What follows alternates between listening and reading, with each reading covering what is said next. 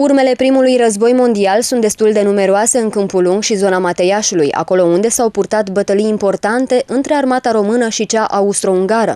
Ca un omagiu adus acestei conflagrații mondiale, Muzeul Municipal din Câmpul Lung a ales ca și exponat al lunii pistoletul Fromer, o captură de război de la unul dintre ofițerii armatei austro-ungare, făcut prizonier de către armata română la Câmpul Lung.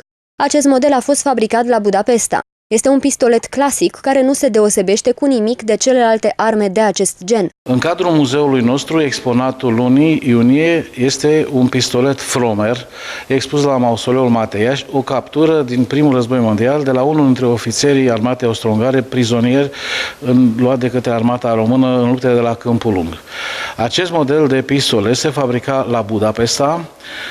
Fabrica de armament de acolo a produs mai multe variante. M12 era pistoletul fabricat în 1912, M20 în 1920, M30 în 1930 și a fost folosit în armata ungară până după al doilea război mondial. Este un pistolet clasic cu glonți de calibru 7,63 și nu s-a deosebit nimic de celelalte, decât faptul că era fabricat chiar în Imperiul Austro-Ungar și în întreg Imperiul, inclusiv în armata germană, era preferat de către ofițeri. Această preferință a lor s-a transmis și către adversari, mulți dintre ofițerii armatei române preferând în momentul în care aveau o captură să folosească o armă de la inamic ca o dovadă de glorie sau ca o dovadă de bărbăție în lupta cu dușmanul. Acest pistolet este expus la noi din 1984, este admirat de toată lumea și în continuare recomandăm vizitatorilor să vină să vadă și alte exponate, nu numai acesta, pentru că avem lucruri interesante în cadrul expoziției noastre.